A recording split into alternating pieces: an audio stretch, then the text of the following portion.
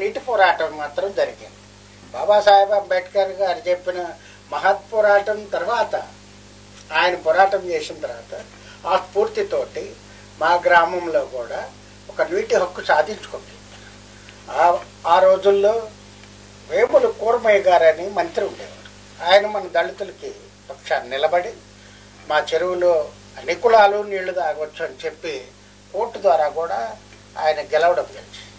మరి అలాంటి రాజకీయ నాయకులు ఇప్పుడు ఎక్కడ కనిపించట్లేదు. మరి అలాంటి కుటుంబంలో పుట్టాము మేము. మరి బాబాసాహెబ్ అంబేద్కర్ పుణ్యం అంటూ చదువుకోగలిగాను. ఆ చదువు కూడా నాకు చిన్నప్పుడు డబ్బులు ఉండేది కాదు. ఆ ఫీజులు కూడా మా పీఈటీ కట్టేవాళ్ళు. అంటే నేను చిన్నప్పుడు గేమ్స్ అంటే బాగా ఆడేవాళ్ళు. వాలీబాల్లో నేషనల్స్ ఆడాను, రూరల్ నేషనల్స్ ఆడాను. చిన్నప్పుడు మా ప్రాంతంలో అంటే మా ప్రకాశం జిల్లాలో మంచి క్రీడాకారుడిగా కూడా చిన్నప్పుడు గుర్తింపు. ఆ తర్వాత 9వ తరగతిలోనే నన్ను మా గ్రామంలో అంబేద్కర్ యువజన సంఘానికి అధ్యక్షుడిగా ఎన్నుకున్నాను. అప్పటి నుంచే నేను ఈ అంబేద్కర్ మీద కొంచెం అధ్యయనం చేయటం మొదలుపెట్టాను. మరి అంబేద్కర్ గారి గురించి తెలిసిన తర్వాత చిన్నప్పటి నుంచే నేను చాలా మీటింగులకు వెళ్ళేవాడిని. అప్పుడప్పుడు ఇంకా ఢిల్లీ వెళ్ళిన తర్వాత చాలా పెద్ద పెద్ద నాయకులు, ముఖ్యంగా మన బాబాసాహెబ్ గారి దగ్గర పనిచేసినటువంటి టైపిస్టు నానక్చంద్ రత్తు గారిని కూడా చూడగలిగాను నేను ఢిల్లీలో. అయితే నేను చిన్నప్పుడు కూడా మాకు డబ్బు లేని కారణంగా నాకు బాగా గుర్తు, చాలా రోజులు కూలి పనికి వెళ్ళాను. ఆ తర్వాత డబ్బు లేక ఇంటర్మీడియట్లో కూడా పెట్రోల్ బంకులో రాత్రులు పనిచేసి చదువుకున్నాను. ఆ తర్వాత డిగ్రీ కూడా గోడలకు సున్నం కూడా కొట్టడానికి ప్రయత్నం వెళ్తే మా స్నేహితుడు తీసుకెళ్ళేవాడు. అంటే అంత పేదరికాన్ని నుంచి బాబాసాహెబ్ అంబేద్కర్ గారి పుణ్యం అంటూ చదువుకోగలిగాను. చదువుకున్నాను కాబట్టి ఢిల్లీ వెళ్ళాను. ఢిల్లీ వెళ్ళడానికి కూడా అక్కడ మా మంచి ఉద్యమకారుడు, మా బంధువు అయినటువంటి రాయపూర్ సంగీతరావు గారు ఉన్నారు. అప్పటికే ఆయన అంబేద్కర్ వారు. దేశవ్యాప్తంగా ఉన్నటువంటి ఎస్సీ, ఎస్టీ, బీసీ, మైనార్టీ ఉద్యోగ సంఘాలన్నింటినీ కూడా కట్టారు. నా చిన్నప్పుడు ఆయన బాగా ఉద్యమం చేశాడు. ఆ తర్వాత నేను కూడా అక్కడ బాబాసాహెబ్ అంబేద్కర్ పేరుతోటి నడుస్తున్నటువంటి ఆ సంస్థలు ఢిల్లీ వెళ్ళిన కొత్తలో 600 రూపాయలకి నేను అక్కడ టైపిస్ట్గా ఉద్యోగంలో చేరాను. ఎక్కడైతే ఫెడరేషన్లో 600 రూపాయలకు ఉద్యోగస్తుడిగా చేరి ఒక సంవత్సరం లోపలే ఆ యొక్క ఫెడరేషన్కి జాతీయ ప్రధాన కార్యదర్శిని కాగలిగాను. తర్వాత సంగీతరావు గారి మరణంతో కొంత గ్యాప్ వచ్చి, దాంతో నేను మళ్ళీ ఆల్ ఇండియా దళిత రైతు ఫెడరేషన్ స్థాపించి దేశవ్యాప్తంగా ఉద్యమం చేస్తాను. ఈ ఆల్ ఇండియా దళిత రైతు ఫెడరేషన్ ముఖ్య ఆశయం ఏంటండి? ఆల్ ఇండియా దళిత రైతు ఫెడరేషన్ ముఖ్య ఆశయం ఏంటంటే, ఈ దేశవ్యాప్తంగా ఎస్సీ ఎస్టీలు, బీసీలు, ముఖ్యంగా ఎస్సీ ఎస్టీలు అణిచివేయబడుతున్నారు. మన దేశానికి స్వాతంత్రం వచ్చి 70 ఏళ్ళు గడిచినా కానీ ఈనాటికి కూడా సాంఘిక బహిష్కరణలకు గురవుతున్నారు, హత్యలకు గురవుతున్నారు, లేదా ప్రేమ వివాహాల్లో కూడా హత్యలకు గురవుతున్నారు.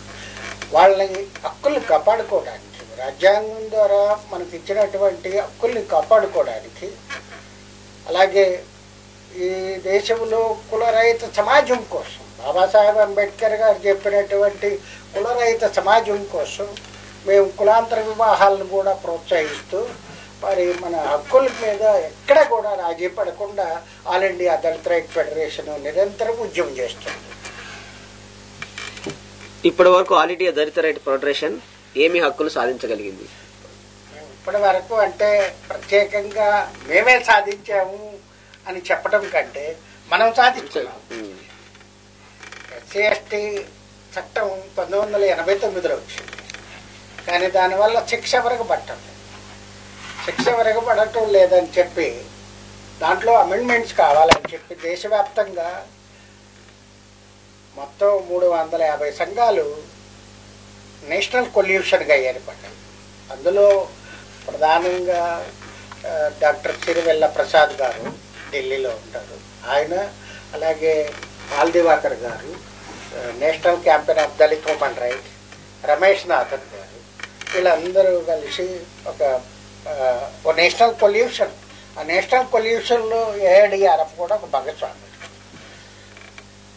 సో మేము నిరంతరం ఎస్సీ ఎస్టీల మీద జరిగే దాడుల మీద ప్రశ్నిస్తూనే ఉన్నాం, వాళ్ళ కోసం హక్కుల కోసం పోరాటం చేస్తూనే ఉన్నాం. ఇది బాబాసాహెబ్ అంబేద్కర్ యొక్క స్ఫూర్తి తీసుకున్నాం. అంటే మన హక్కులు ఏదో ఒకరోజు ఉద్యమం చేస్తే అనేది కాదు, నిరంతరం పోరాటం చేయాలి. ఎస్సీ ఎస్టీ చట్టం వచ్చినా కానీ మనకి శిక్షలు పట్టలేదని చెప్పి దాంట్లో అమెండ్మెంట్ తీసుకురావాలని చెప్పి దేశవ్యాప్తంగా ఉద్యమం జరిగింది. అమెండ్మెంట్స్ తీసుకొచ్చిన తర్వాత అది అమెండ్మెంట్స్లో మేము ఇప్పుడు దాని భూమికిపోవచ్చు. అలాగే ఇక్కడ ఆంధ్రప్రదేశ్ తెలంగాణ రాష్ట్రాలు విడిపడక ముందు ఎస్సీ ఎస్టీ ఉపప్రణాళిక చట్టం కావాలని చెప్పి ఏఐడిఆర్ఎఫ్ తరఫున నేను చిత్తూరు నుంచి శ్రీకాకుళం వరకు అనేక సార్లు పాదయాత్రలు చేశాను. అలాగే మేము కారుయాత్ర చేశాం, రథయాత్రలు చేశాం. దాంట్లో మనం చెప్పుకోవాలి, ఎస్సీ ఎస్టీ ఉపప్రణాళిక చట్టం కోసం కాకిర మాధవరావు గారు ఐఏఎస్, ఆయన ఆధ్వర్యంలో అందరం కలిసి పనిచేసాం. మరి ఆ యొక్క కార్యక్రమాన్ని ఎస్సీ ఎస్టీ ఉపప్రణాళిక చట్టం అందరం సాధించుకోగలిగాం. అలాగే ఎస్సీ ఎస్టీ అత్యాచార నిరోధక చట్టంలో అమెండ్మెంట్స్ కూడా సాధించుకోగలిగాం. మరి భారత బంద్ ద్వారా మళ్ళీ ఆ చట్టాన్ని మళ్ళీ అమెండ్మెంట్ తీసుకురావాల్సి వచ్చేసి అది 2వ తారీఖు ఏప్రిల్ 2వ తారీఖు జరిగిన భారత్ బంద్ సాధారణ మీడియా కూడా అంతగా ప్రచారం ఇవ్వని ఆ సంఘటనని దేశవ్యాప్తంగా మీరు ఎలా సక్సెస్ చేయించగలిగారు? భారత బంద్ జరగక ముందు మార్చి 20వ తారీఖున సుప్రీంకోర్టు న్యాయమూర్తులు ఎస్సీ ఎస్టీ చట్టం కింద ఎవరిని అరెస్ట్ చేయడానికి వీలు లేదు అని చెప్పి వాళ్ళు తీర్పిచ్చారు ఆ కేసులు. అయితే ఎస్సీ ఎస్టీ చట్టం ఉన్నా కానీ శిక్షలు పట్టలేదు. సుప్రీంకోర్టు న్యాయమూర్తులు ఏమనుకున్నారంటే చాలా వరకు ఈ చట్టం దుర్వినియోగం అవుతుంది అని చెప్పి వాళ్ళు వ్యాఖ్యానించారు. మేమంటున్నాం దుర్వినియోగం అవడానికి అది అసలు ఎక్కడ అమలైంది? ఎస్సీ ఎస్టీ చట్టం ఉంది, ఆ చట్టం కింద ఏ కోర్టులు ఎంత శాతం శిక్షలు విధించారు? నాకు తెలిసి 5-10% కంటే శిక్షలు ఎక్కడా లేవు. చాలా కేసులు ఒకటి రాజీ చేస్తుంటారు, రాజీలు పడుతుంది. రాజీ పట్టడానికి కారణం ఏంటి?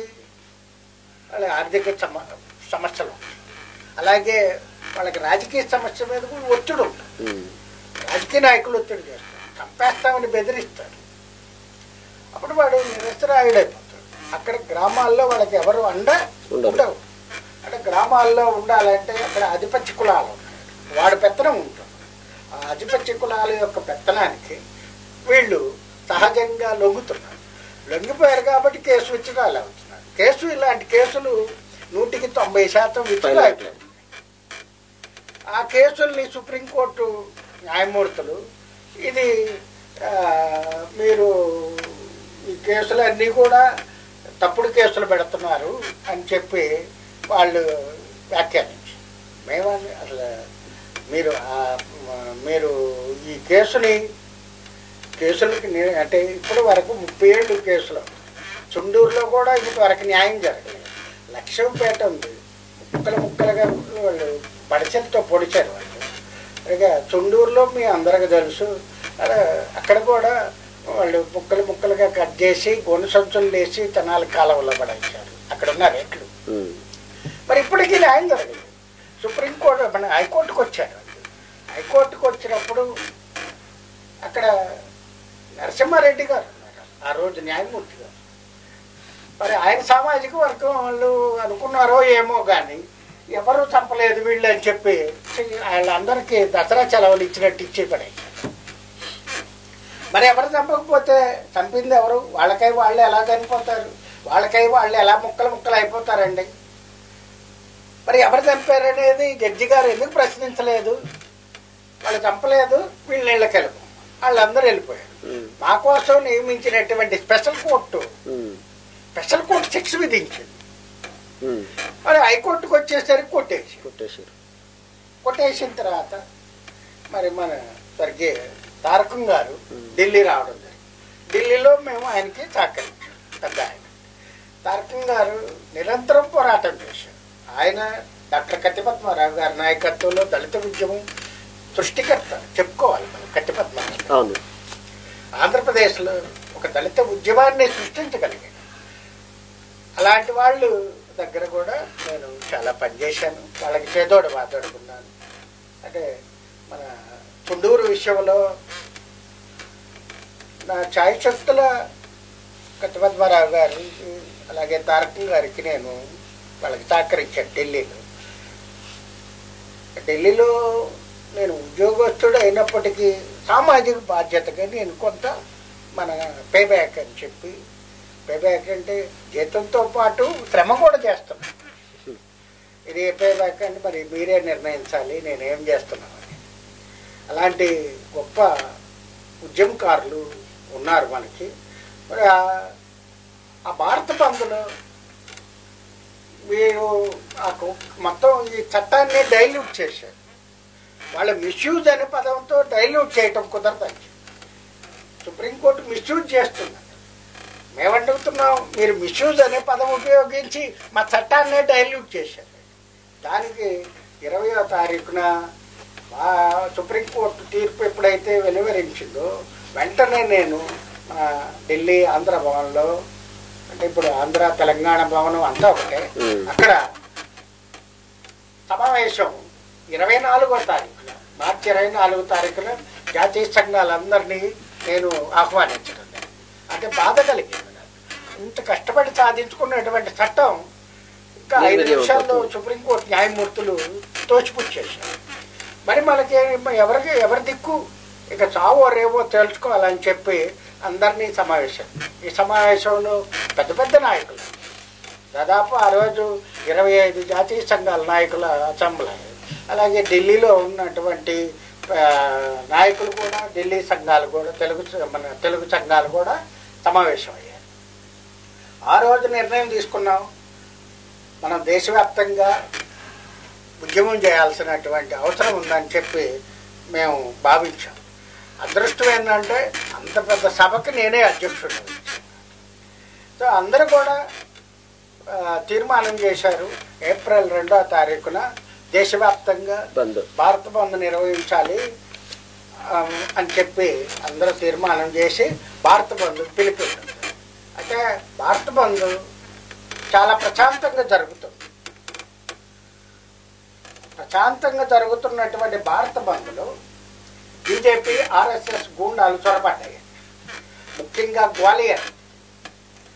గ్వాలియర్లో 7గురిని రాజాసింగ్ చౌహాన్ అనేటువంటి బీజేపీ నాయకుడు కాల్చి చంపేశాడు. అది మన లైవ్, ఆ తర్వాత సీసీ ఫుటేజ్లో తెలుసు.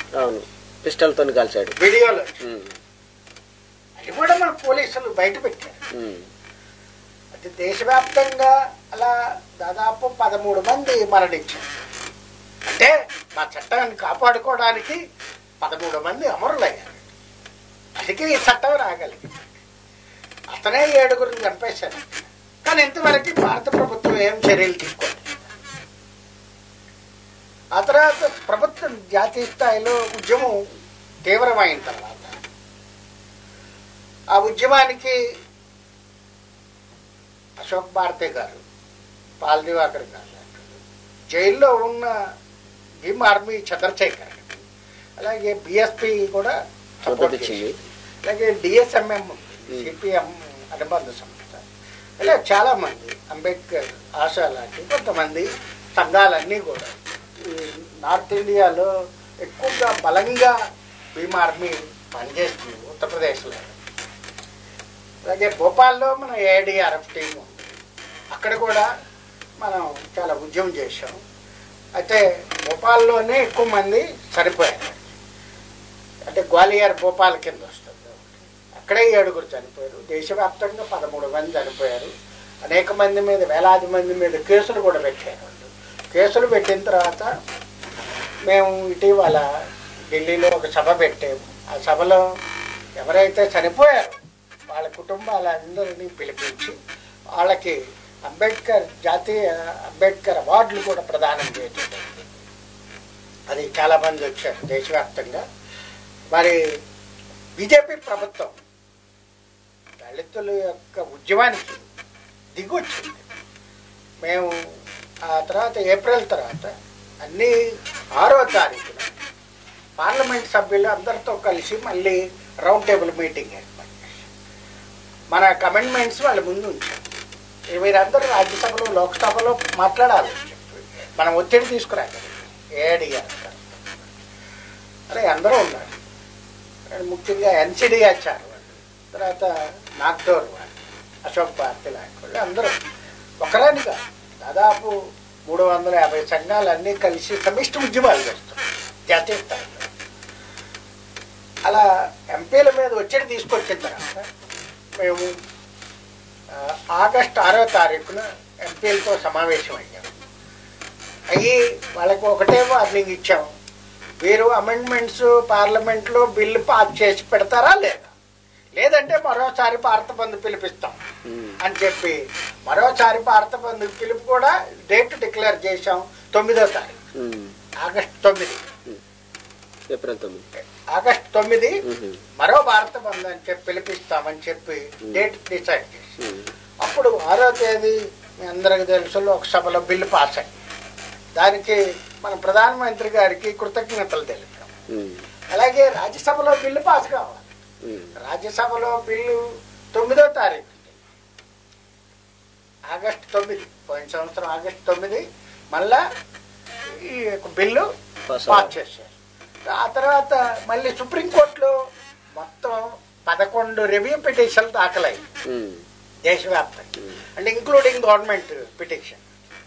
మన ఏఐడిఆర్ఎఫ్ కూడా ఒక పిటిషన్ దాంట్లో మనం కూడా కేసు వేసాం. అయితే ఆ కేసు ఇంకా నడుస్తూనే ఉంది, ఇంకా అది జడ్జిమెంట్ ఇవ్వలేదు. సో భారత ప్రభుత్వం పార్లమెంటు అమెండ్మెంట్ చేసింది కాబట్టి సుప్రీంకోర్టుకి హక్కు ఉండదు. మేమేమో అడుగుతున్నాం అంటే సుప్రీంకోర్టు రాజ్యాంగాన్ని చేతిలోకి తీసుకుంది. ఎస్సీ అట్రాసిటీస్ చట్టాలు చేసే అధికారం సుప్రీంకోర్టుకు ఉంటుంది. చట్టాలు శాసనసభ చేస్తారు, లేదంటే పార్లమెంట్ చేస్తారు. పార్లమెంట్ చేసే అధికారాల్ని సుప్రీంకోర్టు జడ్జిలు ఎలా తీసేయగలరు? పార్లమెంట్ చేసినటువంటి అమెండ్మెంట్స్ని సుప్రీంకోర్టు ఎలా తొలగించగలదు? ప్రభుత్వానికి సిఫార్సు చేయాలి కానీ సుప్రీంకోర్టే మేమే అంతా అన్నట్టుగా వాళ్ళు జడ్జి గారు మరి వాళ్ళ యొక్క అహంకారంతో చేశారని చెప్పి మేము భావించాం. అందుకే ఉద్యమం ఉధృతమైంది. ఎవరి విధులు వాళ్ళు నిర్వహిస్తే సమస్య ఉండదు. చాలా కేసుల్లో విచారణ పేరు మీద కూడా జాప్యం చేస్తారు, కావాలని విచారణల మీద అంటే డేట్లు ఇస్తుంటారు. అలా దాదాపు అనేక వేల కేసులు ఉచిత అయిపోతున్నాయి. ఈ లోపల చాలామంది చనిపోతున్నారు. వాడు 30-40 వేళ్ళప్పుడు హత్య చేస్తాడు, వాడికి శిక్ష వేస్తాడు. 75 వచ్చిన తర్వాత ఆ టైంలో అతను బ్రతుకుంటాడో లేదో తెలియదు, వీడికి న్యాయం ఎప్పుడు అవుతుందో తెలియదు. మేము పోలీస్ స్టేషన్కి వెళ్తాం, అక్కడ రక్షణ కలుగుద్దో లేదో మాకు తెలియదు. న్యాయస్థానానికి న్యాయం కోసం వెళ్తున్నాం, అక్కడ మాకు న్యాయం జరుగుతుందో లేదో కూడా తెలియట్లేదు. ఉదాహరణకి చుండూరు కేసే తీసుకున్నాం, మాకు ఎక్కడ న్యాయం జరిగిందండి? మరి ఇన్ని వేల సంవత్సరాల నుంచి ఇంకా మేము అణిచివేయబడుతున్నాము. దేశానికి స్వాతంత్రం వచ్చినా కానీ అణిచివేయబడుతున్నాము. ఇప్పటికి కూడా సాంఘిక పరిష్కరణలు జరుగుతూనే ఉన్నాయి. ఇప్పటికీ కూడా మమ్మల్ని దారుణంగా హింసిస్తూనే ఉన్నారు. ఈనాటికి కూడా పల్లెల్లో ఎస్సీ ఎస్టీ ఇళ్ళు అన్నీ కూడా ఊరు అంటే ఆధిపత్యం కూడా వాళ్ళకి దూరంగా ఉంది. ఏం మీరందరూ కలిసి గుర్తు చేసుకొని ఇళ్ళు కట్టుకోవచ్చు కదా, కానీ కట్టుకొని మా ఓట్లన్నీ కావాలి కానీ మీరు మాత్రం మా ఇళ్ళు మాత్రం మీ ఇంటి పక్కన ఉండకూడదు. ఆంధ్రప్రదేశ్ గగరగపర్రు విషయంలో మీరు ఏఆర్డిఎఫ్ ఏ విధంగా పనిచేసింది? ఆంధ్రప్రదేశ్ గరగపర్రులో అక్కడ ఉన్నటువంటి దళితులు చేసిన నేరం ఏమిటండి? వాళ్ళు బాబాసాహెబ్ అంబేద్కర్ యొక్క విగ్రహాన్ని ఆ చెరువు కట్ట మీద పెట్టుకున్నారు. చెరువు కట్ట మీద పెడతారా విగ్రహాన్ని? ఒక దళితుడి విగ్రహం, మా సర్దార్ పాపారాయుడు గారి విగ్రహం పక్కన పెడతారా?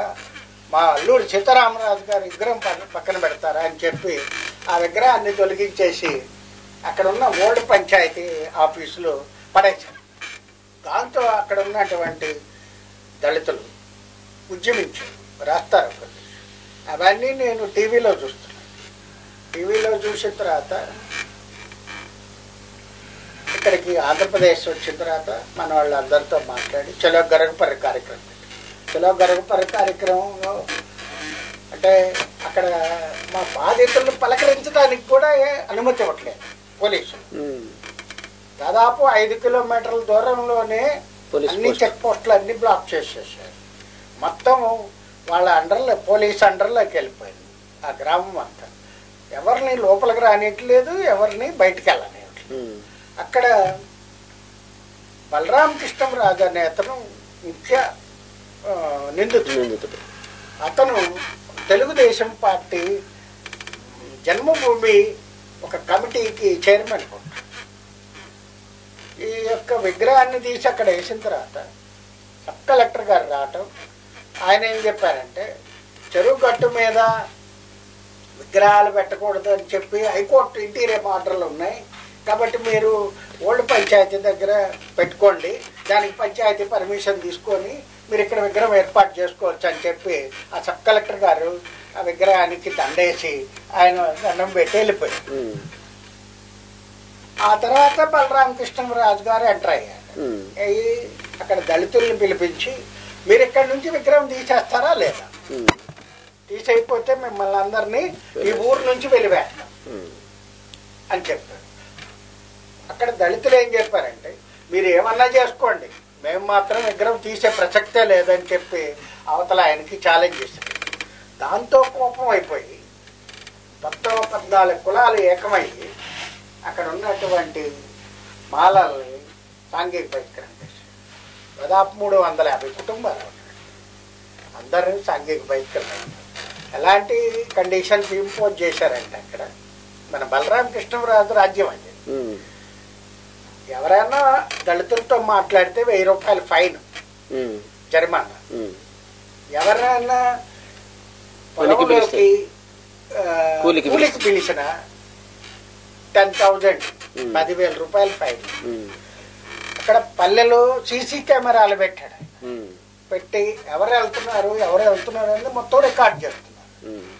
అక్కడ ఒక ఆర్ఎంపీ డాక్టర్ గారు ఉన్నారు, పిల్లలకు జ్వరం వచ్చిన చేసి ఆర్ఎంపీ డాక్టర్ గారిని కూడా ఊరు నుంచి పర్మిషన్.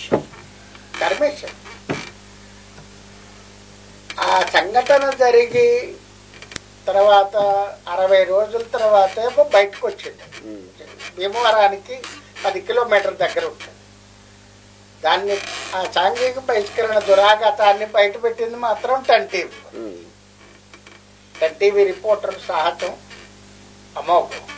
అతను వెళ్ళి అందరినీ అడిగి అప్పుడైతే 10 టీవీలో వార్త వచ్చిందో ఇక ప్రజలందరూ స్పందించారు. మేము వచ్చిన తర్వాత అప్పుడు మేమేమన్నామంటే బలరామకృష్ణరాజుని అరెస్ట్ చేయాలి, బాబాసాహెబ్ అంబేద్కర్ విగ్రహం ప్రభుత్వమే ఏర్పాటు చేయాలి, అందరికీ తక్షణం ₹1,00,000 ఇవ్వాలి అని చెప్పాము. 3 ఎకరాల భూమిని కూడా పంచాలని చెప్పి 4 డిమాండ్లు పెట్టాం మనం ఏఐడిఆర్. అయితే అక్కడ ఉన్నటువంటి ఎస్సీ కమిషను కారం శివాజీ గారు, జూపూడి గారు, మిగతా నక్క ఆనందబాబు గారు, మంత్రి గారు, వీళ్ళందరూ వెళ్ళి వాళ్ళతో సమావేశం. బాధితులను నా దగ్గరకు వచ్చారు ఢిల్లీలో. మాకు అన్యాయం జరిగింది సార్, మాకు న్యాయం చేయండి. ఆ బాధితులను తీసుకొని దాదాపు 35 మంది ఎంపీలను కలిసాం. అక్కడ పార్లమెంట్లో కూడా క్వశ్చన్ చేయగలిగారు. అది ఇక్కడ కొంచెం బలరామకృష్ణరాజుని అరెస్ట్ చేశారు. ఆ తర్వాత ₹1,00,000 ఇచ్చారు. ₹1,00,000 ఇచ్చిన తర్వాత అంబేద్కర్ విగ్రహం పెట్టాలి. అంబేద్కర్ గారి విగ్రహం వాళ్ళు పెట్టటం లేదు. ఇప్పుడు మేము ఆంధ్రప్రదేశ్ ఏఐడిఆర్ఎఫ్ చొరవ తీసుకొని మన ఆల్ ఇండియా దళిత రైట్ ఫెడరేషన్ యొక్క ఆధ్వర్యంలో అన్ని సంఘాలని, ప్రజా సంఘాలని, ఎస్సీ ఎస్టీ సంఘాలని అందరినీ ఏకపరిచి చలో గర్వపర్రు ఇచ్చాం అక్టోబర్ 30. దాంట్లో ఏం చెప్పామంటే మనం అంబేద్కర్ గారి విగ్రహం ప్రభుత్వం ఏర్పాటు చేయాల్సిన అవసరం లేదు, మేమే అందరం చందాలు వేసుకొని కాంచి విగ్రహమే ఏర్పాటు చేస్తాం మా డబ్బులతో. అంబేద్కర్ కాంచి విగ్రహం శంకుస్థాపనకి తరలి రండి అని చెప్పి పిలిపించాం, కానీ ప్రభుత్వం నిర్బంధించాం. గరగపర్రులో అంబేద్కర్ విగ్రహం ప్రభుత్వం పెట్టలేదు, మేము పెడతామంటే ఒప్పుకోవట్లేదు. అందుకే మేమేం చేసాం, అప్పుడు గరగపర్రు ఉద్యమంలో మన ఏఐడిఆర్ఎఫ్ కార్యకర్తలతో పాటు సమతా సైనిక దళ వాళ్ళని, ఇంకా మిగతా ప్రజా సంఘాల వాళ్ళని, డిఎన్పిఎస్ వాళ్ళని, సిపిఐ వాళ్ళని, రామకృష్ణ, డేగా ప్రభాకర్ రావు గారిని వీళ్ళందరినీ అరెస్ట్ చేశారు, నన్ను కూడా అరెస్ట్ చేశారు. మేమేం తప్పు చేశాం? అరెస్ట్ చేయడానికి చంద్రబాబు నాయుడు గారు చెప్పాలి. గరగపర్రులో అంబేద్కర్ విగ్రహం పెడతామంటే అరెస్ట్ చేస్తారా? మరి అంబేద్కర్ విగ్రహం పెట్టడం నేరమా? చంద్రబాబు గారు మీరైనా చెప్పండి, అంబేద్కర్ గారి విగ్రహం పెట్టడం పెద్ద నేరమా ఈ దేశంలో? ఆయన అమరావతిలో 125 అడుగుల విగ్రహం పెడతా అన్నారు చంద్రబాబు నాయుడు గారు. చంద్రబాబు నాయుడు గారు అమరావతిలో 125 అడుగులు విగ్రహం కడతామంటారు అక్కడ. కానీ మాకు 125 అడుగుల కంటే ఇక్కడ 5 అడుగులు అంబేద్కర్ విగ్రహం అవసరం. ఇది ఆత్మగౌరవ పోరాటం. మాకు అమరావతిలో కట్టినా కట్టకపోయినా మాకు సంబంధం లేదు. గరగపర్రులో అంబేద్కర్ విగ్రహం కట్టాలి. ఎందుకు? ఆత్మగౌరవం. అక్కడ రాజులు మీకు ఓట్లేరు. అంబేద్కర్ గారి విగ్రహం పెడతామంటే కూడా మీరు మమ్మల్ని అరెస్ట్ చేపిస్తాం అనేది ఎంత దుర్మార్గం అండి సార్. మేము ఓట్లేసి గెలిపించి మిమ్మల్ని ముఖ్యమంత్రి గారిని చేస్తే కనీసం భారత రాజ్యాంగ నిర్మాత ఆయన దళితుడు అనే చెప్పి మీరు ఆయన విగ్రహాన్ని అడ్డుకోవడం చాలా బాధాకరమైన విషయం. అంబేద్కర్ విగ్రహం ఏర్పాటు చేయాలి. అలాగే ఎస్సీ ఎస్టీ చట్టం రూల్ 12(4) ప్రకారంగా ఆ రోజు ప్రభుత్వం గరగపర్రులో కుటుంబానికి 1,00,000 ఇచ్చారు. ఇది తప్పు. వాళ్ళు ప్రతి ఒక్కరికి ₹1,00,000 చెల్లించాలి. అది చట్టం ఉంది ఎస్సీ ఎస్టీ యాక్ట్ లో. సాంఘిక బహిష్కరణకు గురి అయినటువంటి బాధితులకు ఎస్సీ ఎస్టీ కేసు కింద ప్రతి ఒక్కరికి డిపెండెంట్ కూడా డబ్బు పే చేయాలి. ఒక్కొక్కరికి ₹1,00,000. కానీ వీళ్ళు కుటుంబానికి 1,00,000 ఇచ్చి చేతులు దొరుకుతున్నారు. మేము దాని మీద హైకోర్టులో రిట్ పిటిషన్ వేసాం. నోటీసులు వెళ్ళినాయి. 3 పార్టీలు చేశాం. Principal secretary social welfare, collector గారు, అలాగే చీఫ్ సెక్రటరీ. మరి హైకోర్టు వాళ్ళకి నోటీసులు ఇచ్చారు. అది న్యాయ పోరాటాన్ని మొదలుపెట్టాం గరగపర్రు. ఇప్పుడు తాత్కాలిక విరామం తీసుకుందాం. అనంతరం మళ్ళీ ఆనందరావు గారితో చర్చ కొనసాగిద్దాం. తిరిగి చర్చలోకి స్వాగతం. ఆనందరావు గారు, రాపూర్ దళితులపై పోలీసుల దమనకాండ విషయంలో మీరు ఏఆర్డీఎఫ్ తరఫున ఎలాంటి పోరాటం చేశారు? ఏఆర్డీఎఫ్ తరఫున రాపూర్ విషయంలో చాలా గట్టి పోరాటమే చేస్తున్నాం.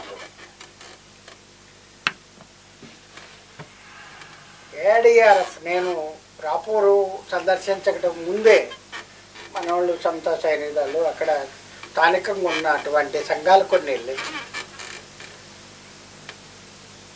అది ఆగస్టు 1వ తారీఖు జరిగినటువంటి విషయం. అయితే నేను రాలేకపోయాను. ఎందుకు రాలేకపోయానంటే 6వ తేదీన ఎంపీస్ మీటింగ్ ఉంది, మళ్ళీ 9వ తేదీ రాజ్యసభ ఎంపీలతో మీటింగ్ ఉంది. ఎస్సీ ఎస్టీ అత్యాచార నిరోధక చట్టం మీద మీటింగ్స్ ఉండడం వల్ల నేను రాలేదు. ఆ తర్వాత నేను 9వ తారీఖుని చెన్నై వెళ్ళి, చెన్నై ఫ్లైట్కి వెళ్ళి అక్కడి నుంచి నెల్లూరు వచ్చి, నెల్లూరులో మా ఏఆర్డీఆర్ఎఫ్ బృందంతో కలిసి రాపూర్లో సందర్శించుకున్నాను. అక్కడ రాపూర్లో ఎవరూ లేరు. మేము వెళ్ళాం, మగవాళ్ళు అంతా మహిళలే ఉన్నారు. వాళ్ళు చెప్పటానికి కూడా భయపడుతున్నారు. ఏదన్నా మేము అడిగితే పోలీసులు ఏమంటారు అని చెప్పి భయపడుతున్నారు. సో మొత్తానికి సాహసం చేసి కొంతమంది అక్కడ చెప్పగలిగారు. ఏం జరిగింది అసలు? రాపూర్లో ఏం జరిగింది? వాస్తవంగా ఏంటంటే అక్కడ ఉన్న ఎస్ఐ గారు సివిల్ వివాదంలో తలదోచడమే దీనికి అంత ప్రధాన కారణం. అది సివిల్ వివాదంలో ఎవరో ఒక 4,000 రూపాయలు అప్పు తీసుకున్నారు సుబ్బరాయుడు వాళ్ళ బంధువులు. ఆ డబ్బు చెల్లించలేదని చెప్పి జోసఫ్ అని అతను కంప్లైంట్ చేశాడు. అంతకుముందే వరలక్ష్మి అనేటువంటి దళిత మహిళ మీద ఆయన లక్ష్మణరావు ఎస్ఐ గారి పేరు, ఆయన చాలా దురుసు ఎస్ఐ అంటారు. అంటే టెర్రరైజ్ చేశాడు మొత్తం. ఎంపీలు కానీ ఎమ్మెల్యేలు కానీ మన కలెక్టర్ గారు కానీ ఎస్పీ గారు ఎవ్వరు కూడా అక్కడ వాళ్ళ పాలన చల్లదు. ఓన్లీ ఎస్ఐ గారు. ఎస్ఐ గారు ఏది చెప్తే అది నోరు తెరిస్తే బూతులు తిట్టేవాడు. అతను అంతకుముందు వరలక్ష్మి అనే ఆమెను కూడా తిట్టాడు కులపేట. ఆమె అందరికి ఉత్తరాలు రాసింది, ఎస్పీ గారికి కలెక్టర్ గారికి రాసి మ్యాజిస్ట్రేట్కి కూడా ఉత్తరం పంపింది. వాళ్ళు విచారణ చేయమన్నారు. ఆ కేసు వేరే, అది మనసులో పెట్టుకున్నాడు ఆయన. నా మీద విచారణ చేపిస్తారా ఈ ఒక వరలక్ష్మి, ఆ వరలక్ష్మి బంధువే డబ్బులు ఇవ్వాలి జోసఫ్. అందుకని జోసఫ్ చేత కంప్లైంట్ చేయించి మొత్తం అని వరలక్ష్మిని కూడా పట్టుకురండి అని చెప్పి వాళ్ళందరినీ పిలిపించారు. ఆ రోజు స్టేషన్లో 1వ తేదీ మహా ఉంటే 10 మంది 15 మంది వాళ్ళ బంధువులు, ఈ 2 కుటుంబాలు. ఆ 2 కుటుంబాల్లో చర్చలు మాట్లాడేటప్పుడు ఆయన ఎస్ఐ గారు దళిత స్త్రీని ఆమె పొద్దు కడుపు మీద గుట్కాలుతుంది. ఆమె స్పృహదప్పి పడిపోతే అక్కడ ఉన్నటువంటి వాళ్ళు అందరూ కూడా భయభ్రాంతులు అయిపోయి వాళ్ళు ఈమె చనిపోయింది అనుకున్నారు. ఇక మమ్మల్ని కూడా చంపేస్తారని చెప్పి వాళ్ళు ఎస్ఐ గారిని మీద అంటే వాళ్ళు ఎస్ఐ గారిని కొట్టలేదు.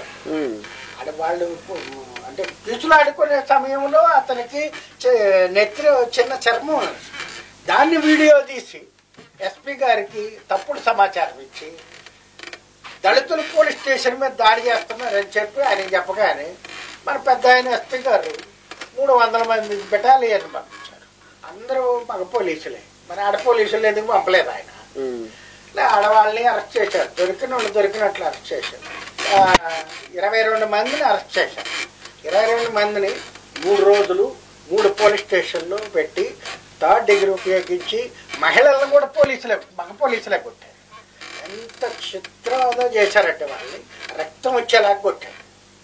రక్తం వచ్చేలాగా కొట్టి 3 రోజుల తర్వాత జైల్లో పెట్టారు. జైలు నిబంధనల ప్రకారంగా రక్తం వచ్చే వాళ్ళని జైల్లో పెట్టకూడదు, వాళ్ళని హాస్పిటల్కి తీసుకెళ్ళాలి. అక్కడ హాస్పిటల్ ఆమె డాక్టర్ గారు కూడా తప్పుడు సర్టిఫికేట్ ఇచ్చింది. ఎవరికి ఏం దెబ్బలు తగలేదు, దెబ్బలు లేవని చెప్పి సర్టిఫికేట్ ఇచ్చారు. ఎందుకు పోలీసుల్ని ప్రశ్నిస్తారా మీరు, నన్నే ప్రశ్నిస్తారా అని చెప్పి అతనికి అహంభావం. అక్కడ టీడీపీ వాళ్ళు కూడా ఆయనకి సపోర్ట్ చేశారు. కాబట్టి వాళ్ళు అంటే రక్తం వచ్చినా కానీ అక్కడికి నేను 10వ తారీఖున ఆగస్టు 10వ తారీఖున ఆ గ్రామం సందర్శించడం జరిగింది. అదృష్టవశాత్తు మన ఎస్సీ కమిషన్ జాతీయ సభ్యులు రాములు గారు కూడా అదే రోజు నేను ఉన్నాను. అక్కడ జరిగిన విషయం అంతా కూడా మేము చాలా మంది ఉన్నాము. అక్కడ గ్రామంలో అందరూ ఉన్నారు, ఏఎస్పీ గారు ఉన్నారు, జాయింట్ కలెక్టర్ గారు ఉన్నారు, చాలా మంది రెవెన్యూ వాళ్ళు ఉన్నారు, పోలీసులు కూడా వచ్చారు. అందరికీ వాస్తవంగా పబ్లిక్ ఓపెన్ హీరింగ్ జరిపారు రాములు గారు. ఆ హీరింగ్లో మొత్తం మహిళలందరూ ముందుకొచ్చి వాస్తవం చెప్పారు. మమ్మల్ని అన్యాయంగా కొట్టారు.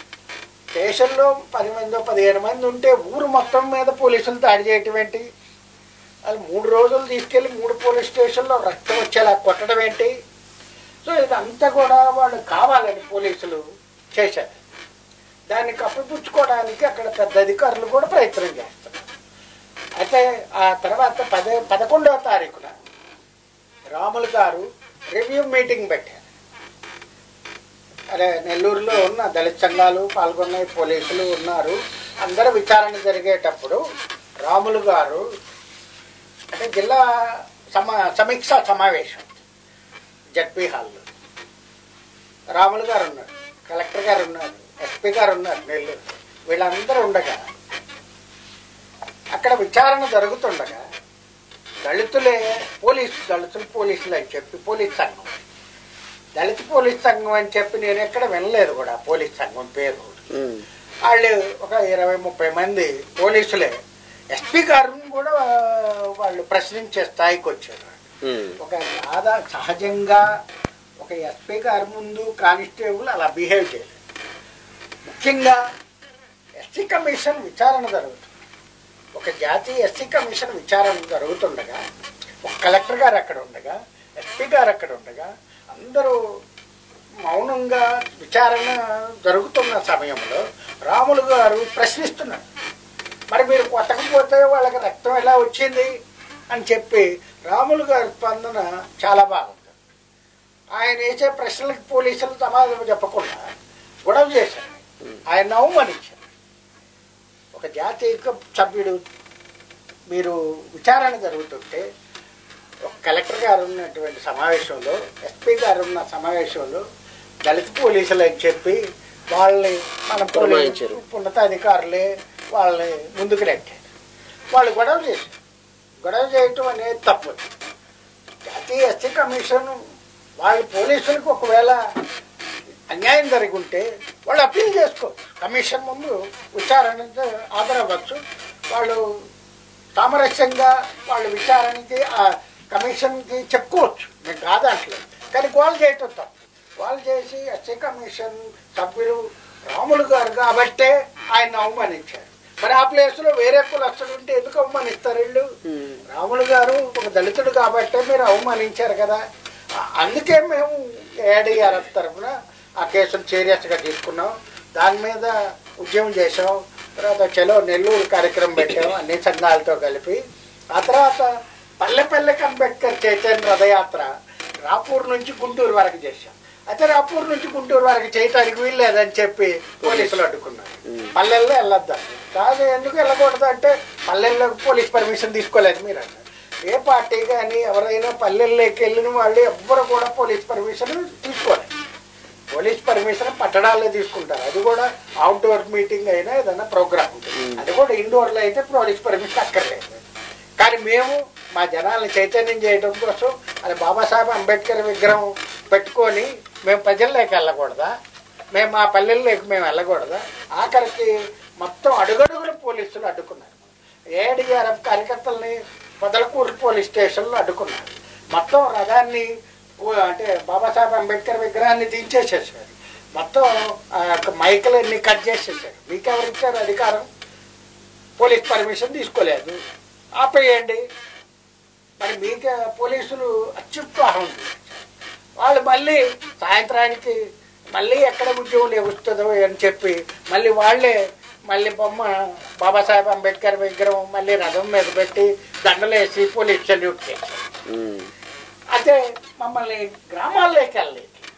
మేము అడుగుతున్నాం, సార్ ముఖ్యమంత్రి గారు మా జనాల్ని చైతన్యం చేయడం కోసం ముఖ్యంగా ఎస్సీ ఎస్టీ చట్టాన్ని మీద చైతన్యం చేయాలి, ప్రభుత్వమే చేయాలి పని.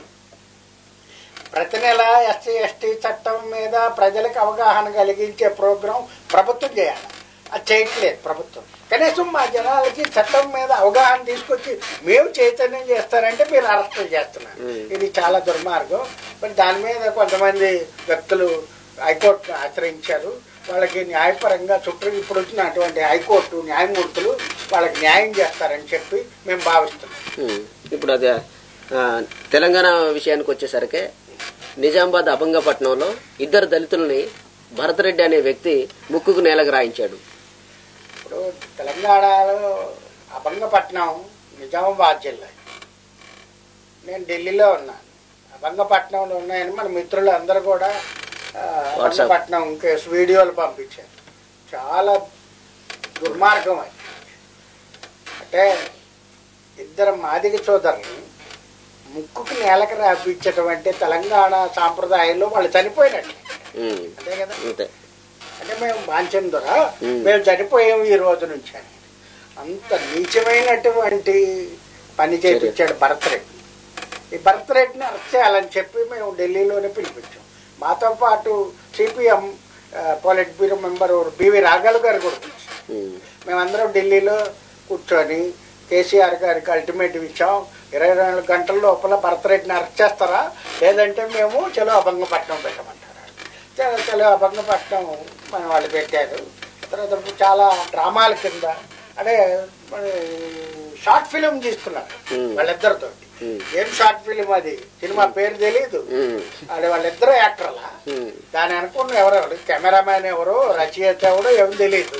ఆ భరతరెడ్డి పోలీసులు పెద్ద నాటకం ఆడేసి మొత్తానికి ప్రజల యొక్క స్పందన చూసి ఆ కేసులు బాగా ఉద్యోగం చేశారు. నేను అభినందిస్తున్నా మన ఊషా అండ్ సుజాత సూర్యపల్లి గారు, తర్వాత జిలకర శ్రీనివాస్ గారు, మన ఓయూ స్టూడెంట్స్ ఉన్నారు, అలాగే హెచ్యూ స్టూడెంట్స్ ఉన్నారు, కాకతీయ విద్యార్థి సంఘాలు ఉన్నాయి, కేవీపీఎస్ వాళ్ళు ఉన్నారు, డిబిఎఫ్ శంకర్ గారు ఉన్నారు, డిఎస్ఎస్ ఉన్నారు, దళిత స్త్రీ శక్తి వాళ్ళు కానీ, అలాగే సమతా సైనిక దళ వాళ్ళు కూడా కొంతమంది అక్కడికి వెళ్ళారు. వీళ్ళందరూ ఉద్యోగం చూసి అక్కడ వాళ్ళని అరెస్ట్ చేయడం జరిగింది. భంగపట్నం అరెస్ట్ చేశారు కానీ మళ్ళీ అని బెయిల్ తీసుకొచ్చారు. ఇప్పటికీ వాళ్ళ కుటుంబానికి ఉద్యోగాలు కల్పించారు, ఉపాధి కల్పించాల్సినటువంటి బాధ్యత తెలంగాణ ముఖ్యమంత్రి కేసీఆర్ గారు. వాళ్ళకి ఇంతవరకు ఎలాంటి సహాయం అందలేదు. ఏదో కొంతవరకు డబ్బులు ఇచ్చే చేతులు కొలుపుకుంటున్నారు. చట్టంలో ఉంది కాబట్టి ఇస్తున్నారు. కానీ మీకు బాధ్యతగా, సామాజిక బాధ్యతగా వాళ్ళకి అంటే వాళ్ళు బ్రతకాలి. మళ్ళీ రెడ్డి కిందో లేదా వెలమ గారి కిందో వెళ్ళి మళ్ళీ బాంఛనం ధర మీకు రావాలి. మేము తెలంగాణ పోరాటంలో తెలంగాణ రాష్ట్రం ఏర్పడటానికి ఏఐడిఆర్ఎఫ్ మద్దతు పలికింది. అయితే మీరు తెలంగాణ రాష్ట్రం ఏర్పడ్డ తర్వాత దళితుల్ని విచ్చలవిడిగా చంపిస్తున్నారు. ఉదాహరణకి మన మధుకర్, మంత్రి మధుకర్, తన అవయవాలు కూడా కోసేస్తారు. ఎంత దుర్మార్గమయ్యా. మేమేమో మీకు కొట్లేస్తుంటాం, మా బిడ్డల్ని మీరు చంపుతారు. ఇది ఎక్కడ న్యాయం? కేసీఆర్ గారు మీరు ఎంతవరకు ఏమేమి న్యాయం చేయగలిగారు దళితులకు చెప్పండి. కానీ మేము మాత్రం మీకు రెండోసారి అధికారం ఇచ్చాం, కానీ మీరు మాత్రం మాకేం చేయట్లేదు. ఏం జరిగింది? 3 ఎకరాల భూమి ఇస్తామన్నారు. ఏదో ఒక 30-40 మందికి పంచారే తప్ప మిగిలిన వాళ్ళకి ఏం పంచలేదు. మరి మా ముస్లింస్ వాళ్ళకి అదే షాదీ ముబారక్ అంటారు. మీరు షాదీ ముబారక్ అనకపోతే వాళ్ళు పెళ్లిళ్ళు చేసుకోరా? మేమేమో కళ్యాణ లక్ష్మి అంటారు. ఆ కళ్యాణ లక్ష్మి మీరు పెడితేనేమో మా పిల్లలు పెళ్లిళ్ళు చేసుకుంటున్నారా? మా పిల్లల పెళ్లిళ్ళు మేము ఎలాగూ చేసుకుంటున్నాం. కనీసం మమ్మల్ని బ్రతకనియండి ఈ రాష్ట్రం. మేము రెండోసారి కూడా మీకు అధికారం ఇస్తే మన సాగారెడ్డి చేత సినిమా తీపిచ్చి మమ్మల్ని బూతులు తిట్టిస్తారా?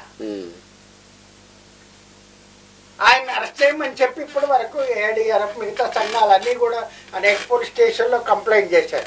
ఆయన ఎందుకు అరెస్ట్ చేయలేదు? మరి అక్కడ తెలంగాణ ముఖ్యమంత్రి గారు కానివ్వండి, ఆంధ్రప్రదేశ్ ముఖ్యమంత్రి గారు కానివ్వండి, సామాజిక స్మగ్లర్లు, కోమట్లు అని చెప్పి పుస్తకం రాసినందుకు ఐలే గారిని ఎందుకు అరెస్ట్ చేశారు? మరి మమ్మల్ని బూతులు తిట్టారు. ఎస్సీ ఎస్టీ బీసీలని రిజర్వేషన్ అనుభవిస్తారు, లంజా కొడుతున్నారా అని అంత మాట అన్నారే. మరి అంత మాట అనొచ్చా? మనుషులంతా సమానమని చెప్పి రాజ్యాంగం చెప్తుంది. మరి రాజ్యాంగం కూడా మీరు అమలు చేయకపోతే ఎట్లాగా? మరి మీ రాజ్యమే ఎలాగంటే ఎలాగండి? మరి భరతరెడ్డి మీద చర్యలు తీసుకోవాలి. అలాగే సాగారెడ్డి మీద ఇమ్మీడియట్ గా అతన్ని అరెస్ట్ చేయాలి. సాగారెడ్డి చేసినటువంటి నువ్వు కేరాఫ్ నేను కేరాఫ్ నువ్వు సినిమా చిన్న ప్రేమకు అతను అడ్డం పెట్టుకొని అతని రిజర్వేషన్ మీద మాట్లాడి నేను అడుగుతున్నాను. 3500 సంవత్సరాల నుంచి మమ్మల్ని ఊరికి చివరగా, సంస్కృతికి చివరగా దూరంగా నెట్టేశాడు. ఈనాటికి కూడా మేము దూరంగానే ఉంటున్నాం పల్లెల్లో. మరి మీతో మేము సమానం ఎక్కడయ్యాము? మరి మీరందరూ సమానం అంటారా? కుల అంతర వివాహాలు చేసుకునేటప్పుడు మాత్రం ఇప్పుడు రిజర్వేషన్ కావాలి, ఆ రిజర్వేషన్లో ఉద్యోగాలు కావాలి, ఉద్యోగాల్లో ప్రమోషన్లు కావాలని చెప్పి ఆయన బూతులు తిట్టారు. ఎక్కడ చాలా సినిమాలు వచ్చింది. వశేరాములమ్మ సినిమా గారు కూడా వచ్చింది. మరి వశేరాములమ్మ సినిమా ఒక సందేశాన్ని ఇవ్వగలిగింది రాతన్నారంట. మరి మీరు ఎందుకు ఇవ్వకూడదు అలాంటి సందేశం? ఒక సినిమా అంటే సమాజానికి ఒక మంచి సందేశం ఇవ్వాలి కానీ కుట్రతోటి, కుతంత్రంతో, కుల ద్వేషంతో ఇక్కడ కుల అంటే ప్రాతిపదికగా ఈ యొక్క మా రిజర్వేషన్లు ఇవ్వలేదు. సామాజికంగా, విద్యాపరంగా వెనుకబడినటువంటి కులాలకే ఈ రిజర్వేషన్. మేము సామాజికంగా ఇప్పుడు కూడా వెనుకబడే ఉన్నాం. అవును. ఈనాటికి మీరు చెప్పండి, మీరు రెడ్లీల మధ్యలో కానీ, కమ్మ వారింట్ల మధ్యలో కానీ, లేదా వెలమ వారింట్ల మధ్యలో కానీ, గ్రామాల్లో ఎక్కడైనా ఏ గ్రామం అయినా మధ్యలో మా దళితుల కుటుంబం ఒక్కటే చెప్పండి. మేమంతా ఊరు బయటే ఉండాలి ఇప్పుడు కూడా. మరి మాకు ఆ రిజర్వేషన్ కూడా లేకపోతే, ఆ రిజర్వేషన్ పోనీ ఆ రిజర్వేషన్ అంతా అమలు చేస్తున్నారా అంటే అది లేదు. మొత్తం ప్రైవేటీకరణ వచ్చింది. 5% కంటే రిజర్వేషన్ లేదు.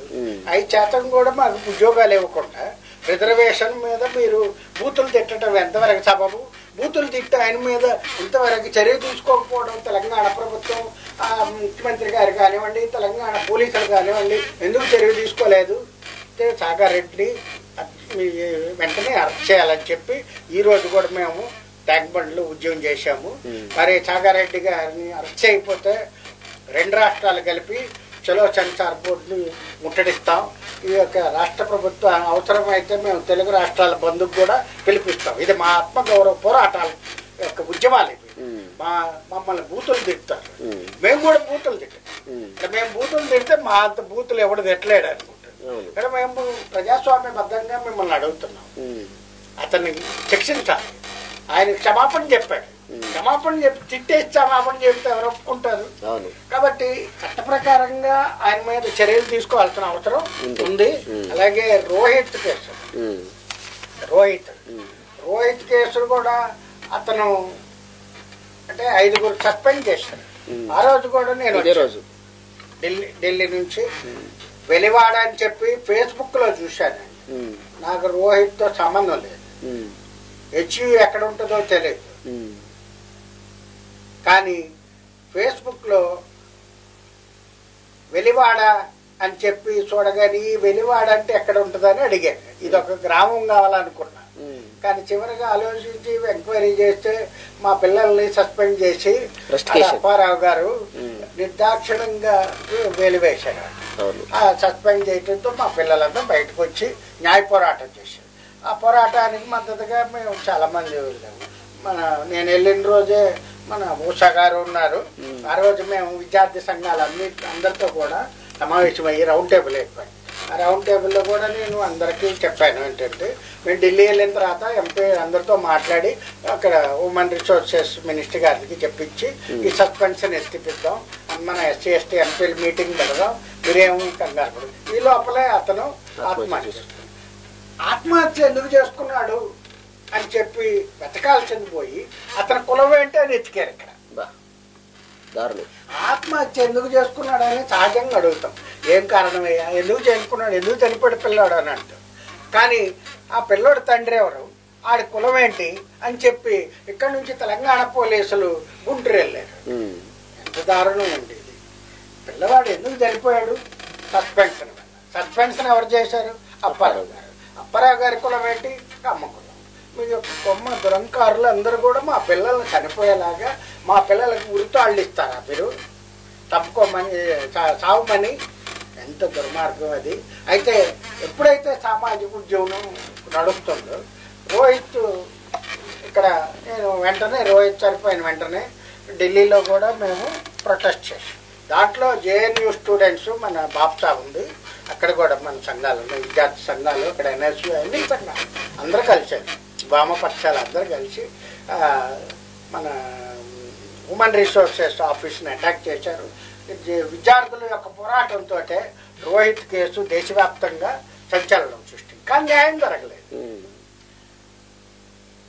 ఆయనకు ఇచ్చినటువంటి అప్పారావు గారికి మళ్ళీ సన్మానాలు, మా పిల్లలను చంపితే ఆయనకు అవార్డులు, మళ్ళీ ఆయనే ఉంటున్నాడు.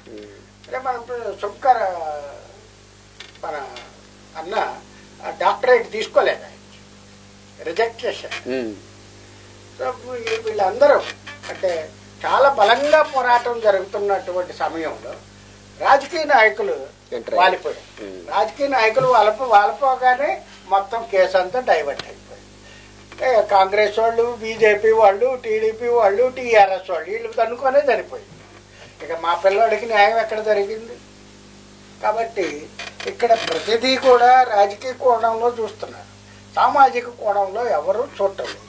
అది కూడా కులపరంగానే చూస్తున్నారు. మేము కులరహిత సమాజం కోసం పాటుపడుతున్నాం. మీరేమో కులాలను రెచ్చగొట్టే కార్యక్రమాలు చేస్తున్నారు. ఇది ఎంతవరకు సమంజసమని చెప్పి మేము ముఖ్యమంత్రి గారిని కోరుతున్నాం. ఇప్పుడైనా సరే సాగారెడ్డిని అరెస్ట్ చేయాలని చెప్పి కోరుకుంటున్నాం. అలాగే తెలంగాణలో ఇప్పుడు అందిన వార్త, నిజామాబాద్లో ఆర్మూరు దగ్గర ఒక పల్లెటూరు, ఆర్మూరు దగ్గరలో 80 కుటుంబాలు, వాళ్ళ కుటుంబాలు అంబేద్కర్ భవనం కట్టుకుంటారని చెప్పి అంబేద్కర్ భవనం కట్టనీయకుండా వాళ్ళు అడ్డుకున్నారు. సాంఘిక బహిష్కరణకు గురయ్యారు. వీళ్ళు వెళ్ళారు, కేసులు పెట్టారే కానీ పోలీసులు అరెస్ట్ చేయట్లేదు. అవును. తర్వాత మిర్యాలగూడెం ప్రణయ్ హత్య కేసు. ప్రణయ్ హత్య కేసు చాలా బాధాకరమైంది. ఆ టీవీ చూసాము, ఎంతో బాధపడ్డాము. మనం అందరం వెళ్ళాము, బాడీని చూసాము. మీ అందరికీ తెలుసు, మేము కుల రహిత సమాజం కోసం ఎలా పనిచేస్తాము. ఈ చిన్న ఉదాహరణ చెప్తాను. నేను వెళ్ళినప్పుడు ప్రణయ్ వాళ్ళ తండ్రి గారితో మాట్లాడింది. అంటే అప్పటికే ఆ అమ్మాయి, చిన్న అమ్మాయి అమృత, అమ్మాయి హాస్పిటల్లో, తండ్రి శవం ఇంటి ముందు, తండ్రి ఏడుస్తున్నాడు. ఆ సమయంలో నేను వెళ్ళాను. ఆయనకి నేనేం చెప్పానంటే, అయ్యా ఇప్పుడు మీ బిడ్డ ఎలాగూ తిరిగి రాడు, మీ బిడ్డను నమ్ముకొని ఒక అమ్మాయి వచ్చింది. మనం కుల రహిత సమాజం కోసమే పాటుపడుతుంది. ఆ అమ్మాయి వాళ్ళ తల్లిదండ్రులు కూడా కాదని చెప్పి మన బిడ్డ వాడిని ప్రేమించింది. ఇప్పుడు ఆ అమ్మాయికి న్యాయం జరగాలి. ఆ అమ్మాయికి న్యాయం జరగాలంటే తండ్రి ఈ కొడుకును చంపేశాడు కాబట్టి ఆ అమ్మాయిని దూరం చేసుకోవటం మంచిది కాదు. ఇప్పుడు మనం అందరం వెళ్ళి హాస్పిటల్లో అమృతాన్ని ఇంటికి తీసుకొచ్చాల్సిన బాధ్యత మన మీద ఉందని చెప్పి దానికి ఆయన ఒప్పుకున్నాడు. చాలా great. I have to salute. సహజంగా ఈ యొక్క ఆవేశాల్లో నా కొడుకుని చంపినటువంటి కూతుర్ని నేను ఎందుకు స్వాగతించాలని చెప్పి కూతుర్ని కూడా రాని, కొడుకు చనిపోయిన తర్వాత ఎక్కడ కూతుర్ని ఇళ్ళకి రాని, కానీ అతను అమృతాన్ని తీసుకొచ్చి ఒక బిడ్డను తీసుకుని దాంట్లో చాలామంది ఫేస్బుక్లు, వాట్సాప్లో ఈ ఫేక్ ఐడియాలతోటి ఎన్నో పోస్టులు పెట్టారు. దుర్మార్గం. ఆ అమ్మాయిని మానసికంగా కూడా వేధించారు, నిద్రపోనీయలేదు. ఆ అమ్మాయి చేసిన నేరం ఏంటి? అతను ప్రేమించటం నేరం. అతన్ని తండ్రి కోట్ల రూపాయలు వదులుకొని వచ్చింది. ఆ అమ్మాయి వదులుకొని ఒక దళితుడిని పెళ్లి చేసుకోవటమే నేరమా? మరి మారుతూరావు గారి చరిత్ర ఏంటో పోలీసులకే తెలుసుద్ది. ఇప్పుడు ఆయన ఏమేమి చేసేవాడు, బ్లూ ఫిల్మ్లు కూడా తీసేవాడు అని చెప్పి పోలీసులే చెప్తున్నారు. ఎంత దుర్మార్గం అది. మరి అలాంటి ఇంట్లో ఉండలేకే ఆ అమ్మాయి మన బిడ్డను ప్రేమించింది. ఒక మాటలో చెప్పాలంటే, అమృతరావు, నీ ఇంట్లో నీ యొక్క నీచమైనటువంటి సంస్కృతి ఇంట్లో ఆ బిడ్డ ఉండదలుచుకోకని బయటకు వచ్చేసి మా వాడిని ప్రేమించి పెళ్లి చేసుకుంది. అది కూడా ఒప్పుకోలేరా మీరు? అందుకే మేము ఆ రోజు చిన్న అమ్మాయి అంత చిన్న వయసులో ఆ అమ్మాయి టీవీ దగ్గర కూర్చొని భర్త చనిపోయినటువంటి ఆవేదనలో కూడా నేను కులాంతర అంటే సమాజం కోసం పోరాటం చేస్తారని చెప్పి ఆ అమ్మాయి మాట్లాడటం నాకు చాలా ఆనందం వేసింది. అందుకే ఇప్పుడు అమృత ఇప్పుడు గర్భవతి కాబట్టి ఆమె కొంతకాలం తర్వాత ఆ అమ్మాయిని కూడా మేము ఈ యొక్క కుల నిర్మూలన పోరాటంలో భాగస్వాములు చేస్తాం. ఈ దేశం కుల నిర్మూలన ఎప్పుడైతే నిర్మూలన జరుగుతుందో అప్పుడే ఈ దేశం బాగుపడుతుందని చెప్పి నేను కోరుకుంటున్నాను. అలాగే ఈ అమృతరావుని కఠినంగా శిక్షించేటువంటి బాధ్యత, అలాంటి చట్టం చూడాల్సినటువంటి బాధ్యత పోలీసుల మీద కూడా. ఇప్పటికి కూడా ఆయన కావాలంటే అతని మీద ఏ చట్టమైనా పెట్టుకోవచ్చు, పీడీ యాక్ట్ పెట్టుకోవచ్చు, ఆశా కూడా పెట్టుకోవచ్చు. అలాంటి దుర్మార్గమైన పనులు అమృతరావు గారు చేశారు. మరి ఆయన్ని బయటికి రాకుండా చూడాల్సినటువంటి బాధ్యత తెలంగాణ ప్రభుత్వం మీద ఉంది. ఎందుకంటే అతను బయటకు వస్తే మళ్ళీ అమృతకి వాళ్ళ మన ప్రణయ్ వాళ్ళ కుటుంబానికి హాని ఉంది కాబట్టి అతను బయటకు రాకూడదని చెప్పి మేము తెలంగాణ ప్రభుత్వాన్ని కోరుకుంటున్నాం. ఆనందరావు గారు, మీకు ఆరోగ్యం సహకరించుకున్నా కానీ ఇన్ని రకాల పోరాటాలు మీరు ఎలా చేయగలుగుతున్నారు? ఆరోగ్య సమస్య వస్తే మీ అందరికీ తెలుసు, నాకు 2 కిడ్నీలు పనిచేయవు, 2 చెవులు కూడా పనిచేయవు. కానీ దేశవ్యాప్తంగా ఉద్యమాలు చేస్తున్నాం. దానికి కారణం మన బాబాసాహెబ్ అంబేద్కర్ యొక్క స్ఫూర్తి, ఆయన ఇన్స్పిరేషన్. తన కుటుంబమే త్యాగం చేయగలిగాడు కాబట్టి ఈరోజు నేను సూటు బూట్ వేసుకొని మీ టీవీ ముందు నిలబడగలిగాను. ఆయన లేకపోతే నేను లేను. నేనే కాదు, ఈ సమాజమే లేదు. ఈ దళితులు, ఎస్సీలు, ఎస్టీలు, బీసీలు ఎవరు లేరు. కాబట్టి నాలో ఉన్నటువంటి బలమైనటువంటి ఇన్స్పిరేషన్ కాన్సెప్ట్ ఏంటంటే, బాబాసాహెబ్ అంబేద్కర్ మన కోసం ఆయన కుటుంబాన్ని వదిలేసుకున్నారు.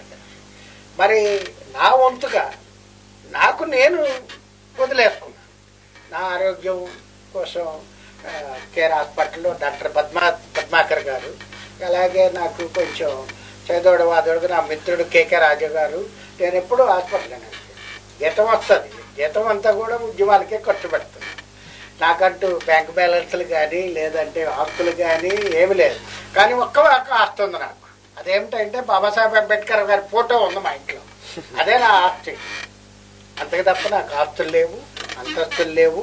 ఈ యొక్క నేను బ్రతుకున్నంతకాలం బాబాసాహెబ్ అంబేద్కర్ని ఆయన గుర్తు చేసుకుంటూ, ఆయన యొక్క త్యాగం గుర్తు చేసుకుంటూ, ఆయన స్ఫూర్తితో మరిన్ని ఉద్యమాలు మీ అందరి సహకారంతో, ఇక్కడ ఉన్నటువంటి ఎస్సీ, ఎస్టీ, బీసీ విద్యార్థి సంఘాలు, మహిళా సంఘాలు, పెద్ద పెద్ద వాళ్ళందరూ కూడా వాళ్ళ సహకారంతో, ఇంకా దేశవ్యాప్తంగా ఉన్నటువంటి నాకంటే పెద్ద పెద్ద నాయకులు ఉన్నారు, వాళ్ళందరి సహకారంతో నేను నా ఆరోగ్యం సరిగా లేకపోయినా సరే నేను ఒకటే చెప్తాను, నేను చనిపోయే వరకు ఉద్యమాలు చేస్తూనే ఉంటాను. నా దగ్గర డబ్బు లేకపోయినా అడుక్కొనైనా సరే మీ అందరినీ జోలెత్తి నందాలు అడుక్కొనైనా సరే ఉద్యమాలు చేస్తాను. కాబట్టి నేను నాకు నేనుగా నిర్ణయించుకున్నది ఏంటంటే, నా వంతుగా పేబ్యాక్ సిస్టమ్ అంటే ఏంటో నాకు అర్థం తెలియదు. కానీ 30 ఏళ్ళుగా నేను ఎన్నో కష్టాలు పడుతున్నప్పటికీ చెప్పాను మీకు ముందే మా కుటుంబం నేపథ్యం. మరి అయినా సరే ఈ జాతి కోసం ఎక్కడ ఏం జరిగినా కానీ నా మనసు చలిస్తుంది. అందుకే నాకు ఆరోగ్యం సరిగా లేకపోయినా నేను నడవగలుగుతున్నాను. కారణం ఎవరంటే బాబాసాహెబ్ అంబేద్కర్ స్ఫూర్తి. ఆయన చూస్తే చాలు, ఆ ఫోటో చూస్తే చాలు నాలో ఇన్స్పిరేషన్ వస్తుంది. ఆయన ఇన్స్పిరేషనే నేను. అందుకే ఇది ఉద్యమాలు చేయగలుగుతున్నాను. ఇంకా మీ అందరి సహకారం ఉంటే మరిన్ని ఉద్యమాలు చేద్దాం. రేపు తెలంగాణ, ఆంధ్రాలో కూడా బహుజన రాజ్యం కోసం కూడా నా వంతుగా ప్రయత్నం చేద్దాం. అందరం కలిసి ఒక నిర్ణయం తీసుకొని, అంటే ఇదేదో ఏఐడిఆర్ఎఫ్ ఒక్కటే కాదు, మొత్తం అన్ని సంఘాలు, ప్రజా సంఘాలు, దళిత సంఘాలు, బీసీ సంఘాలు, విద్యార్థి సంఘాలు అందరం కలిసి ఏ నిర్ణయమైనా సమిష్టి నిర్ణయంతో తీసుకున్న ఉద్యమం ఎక్కడైనా కొన్ని విజయవంతం అవుతుంది. దానికి ఉదాహరణే మీ అందరికి భారత బంధు ఉదాహరణ. కాబట్టి సమిష్టిగా అందరం కలిసి నిర్ణయం తీసుకుందాం. ఈ యొక్క రాష్ట్రంతో పాటు దేశంలో కూడా మన హక్కుల కోసం బాబాసాహెబ్ అంబేద్కర్ గారు చెప్పినటువంటి మన హక్కులు నిరంతరం పోరాటం ద్వారానే మనకి దక్కుతాయి. మనం భిక్ష అడుగుంటే హక్కులు రావు. అది ఆయన బాబాసాహెబ్ అంబేద్కర్ని మనం పూర్తిగా తీసుకోవాలి. ప్రతి సంఘం, ప్రతి నాయకులు ఎంతో కొంత త్యాగం చేయాలి. ఒక్కటే చెప్పగలుగుతాం, బాబాసాహెబ్ అంబేద్కర్ గారి త్యాగ ఫలితమే ఈరోజు మనం అందరం ఉన్నాం. అలాగే ఈరోజు కొంతమంది త్యాగం చేయటానికి సిద్ధం కావాలి, కానీ మన వాళ్ళు త్యాగం చేయటానికి సిద్ధపట్టలేదు. ఇప్పటికైనా త్యాగం చేయటానికి ముందుకు రావాలి. అందరం కలిసి ఉద్యమిద్దాం. మన హక్కులు పోరాటం ద్వారానే మనకు సాధ్యపడతాయి. కాబట్టి ఏ రాజకీయ నాయకులు చుట్టూ తిరిగినా మన హక్కులు రావు. ఇప్పుడు చేసిన ఉద్యమాలన్నీ కూడా, ఇప్పుడు వచ్చిన హక్కులన్నీ కూడా ఉద్యమాల ద్వారా వచ్చినాయి. కానీ మనం ఉద్యమం చేయకుండా ఒక్క హక్కు కూడా పొందలేకపోయాం. మరి మా హక్కుల కోసం కనీసం మరణిస్తున్నారు కూడా మనం. కాబట్టి మనం అందరూ కలిసి సమిష్టిగా ఏకతాటిగా అందరూ ఎస్సీలు, ఎస్టీలు, బీసీలు, మైనార్టీలు, మహిళలు, విద్యార్థులు అందరూ కూడా పూలే అంబేద్కర్ని ఆదర్శంగా తీసుకొని మరి వీళ్ళు ముందుకు సాగాలని చెప్పి మరి మన హక్కుల కోసం నిరంతరం పోరాటం చేస్తూ మన జాతికి అండగా కొంతమంది మేధావులు కూడా రావాలని చెప్పి ముందుకు రావాలని చెప్పి మీ అందరికీ ఈ యొక్క ఇంటర్వ్యూ ముఖంగా మీ అందరికి పెద్దలందరిని వేడుకుంటున్నాం. జై భీమ్. ఆనందరావు గారు, మీతో మాట్లాడటం చాలా సంతోషంగా ఉందండి. ఈ చర్చ మీరు సమాజంలో కులరహిత సమాజాన్ని ఏర్పడటానికి ఆల్ ఇండియా దళిత రైట్స్ ఫెడరేషన్ తమ వంతు బాధ్యతగా పేబ్యాక్ టు సొసైటీలో భాగంగా ఆనందరావు గారు జాతీయ స్థాయిలో పోరాటాలు చేస్తూ తన ఉద్యోగ ధర్మాన్ని నిర్వర్తిస్తూ కూడా కుటుంబాన్ని ఒక పక్క చూసుకుంటూ కూడా సమాజం కోసం తన వంతుగా ఎన్నో ఆటుపోట్లను ఎదుర్కొంటూ ప్రతి ప్రదేశంలో ఎక్కడైతే బాధితులకి అన్యాయం జరిగిందో అక్కడ తను నిలుస్తూ అందరికీ స్ఫూర్తిదాయకంగా నిలుస్తున్నారు. వారి పోరాట స్ఫూర్తిని అభినందిస్తూ 7G టీవీ వారికి ధన్యవాదాలు, కృతజ్ఞతలు తెలుపుతుంది. ధన్యవాదాలండి ఆనందరావు గారు. ముఖ్యంగా నేను మన 7G ఛానల్కి చాలా అభినందన చెప్తున్నాను. ఎందుకంటే ఈరోజు నేను ఢిల్లీ నుంచి రాగానే మీరే ఫోన్ చేసి నన్ను ఇక్కడికి రప్పించి ఇంత మంచి అవకాశం ఇచ్చారు, ఒక మంచి సందేశం ఇవ్వగలిగారు. మీ అవకాశం, నన్ను మాట్లాడగలిగేటువంటి అవకాశం ఇచ్చిన మీకు నేను మనస్ఫూర్తిగా అభినందనలు తెలియజేస్తున్నాం. 7G ఛానల్ లాంటి ఛానల్స్ ఇంకా మరిన్ని రావాలి. మనం చాలామంది అంటే బహుజన ఛానల్స్ పెరగాలి.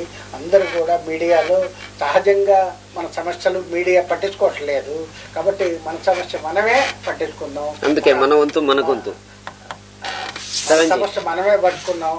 మనం అందరం కూడా మన గొంతు మనమే వినిపించుకుందాం. మన వాయిస్ అంటే మన వాయిస్ మనమే వినిపించుకొని మన బాధ లేదో మనమే పడదాం. కాబట్టి ఎవరి మీద ఆధారపడకుండా 7G లాంటి ఛానల్ మన కోసం పుట్టడం నిజంగా అభినందనీయం.